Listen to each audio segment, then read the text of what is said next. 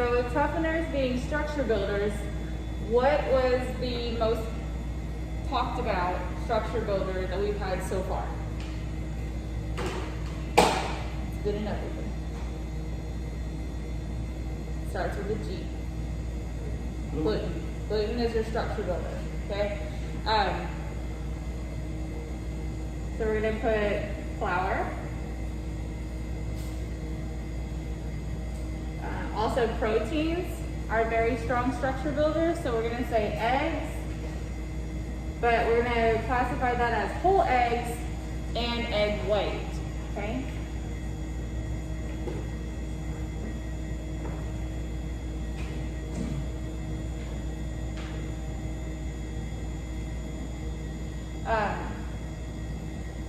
Tenderizers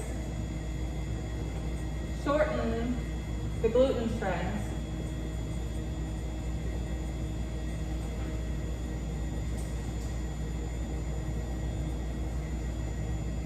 So typically they bind to the gluten or they inhibit in some way from becoming very long and very strong the way that they want to be. Okay. So a good example on how it actually got its name is shortening. So the pasty fat that we use, Crisco, that is called shortening because it actually shortens gluten strands, okay? So it helps make things more tender and flaky and moist and all those types of things that we find desirable.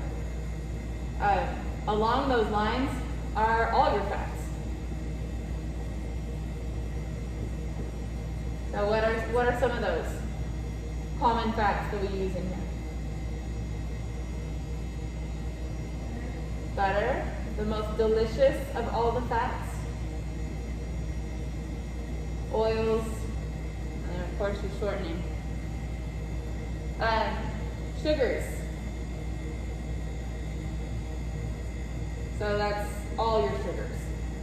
Brown, white, doesn't matter.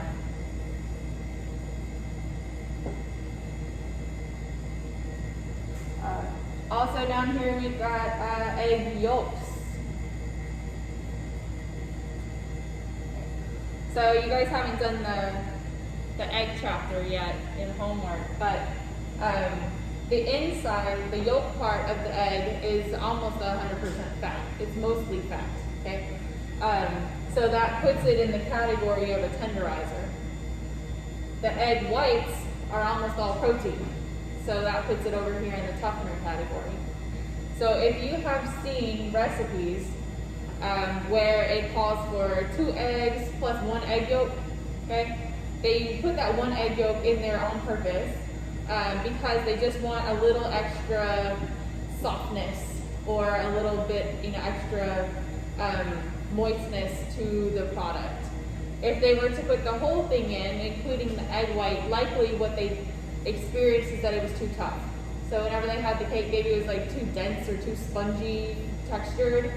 So they wanted it to have a looser crumb to it, so they put in just the egg yolk, which would give it that desirable result. All right. You may also hear the term dryers. You don't really hear the word wetteners. We just call those liquids.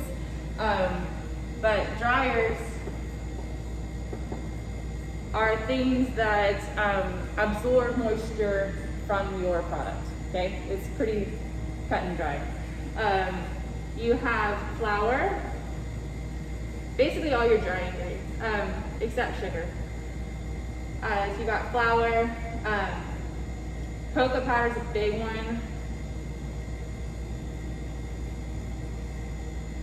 If you just put cocoa powder into a recipe where you're trying to make something chocolate instead of vanilla and you're like, oh, I'll just put cocoa powder in it. What you're going to experience is that the cocoa powder is really going to dry it out. So you're going to have to compensate somewhere else for that cocoa powder. So a little bit more liquid or fat or something to hold it together. Usually just liquid because usually the fat content doesn't need to be changed all that much. It's just the dryness of it.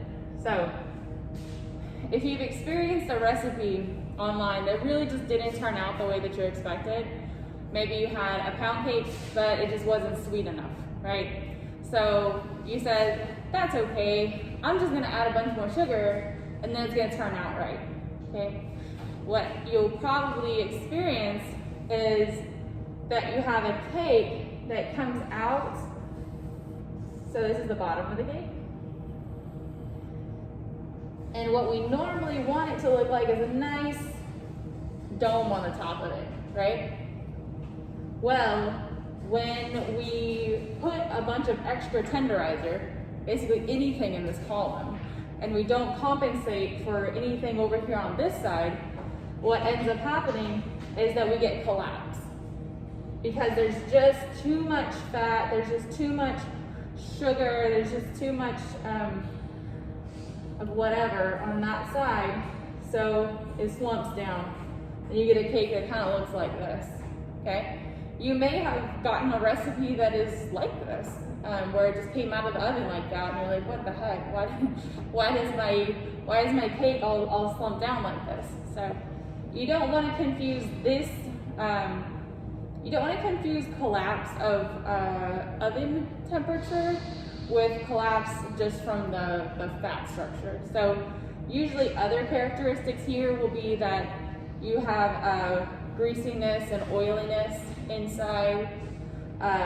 The inside will not be set. Typically you'll see like kind of like a big cavern on the inside where there's just not a lot of dough, or it has just, you can see that it's just fallen apart inside. So it's pretty obvious that something's wrong, but without understanding how the things work, it may be difficult to kind of pinpoint that down.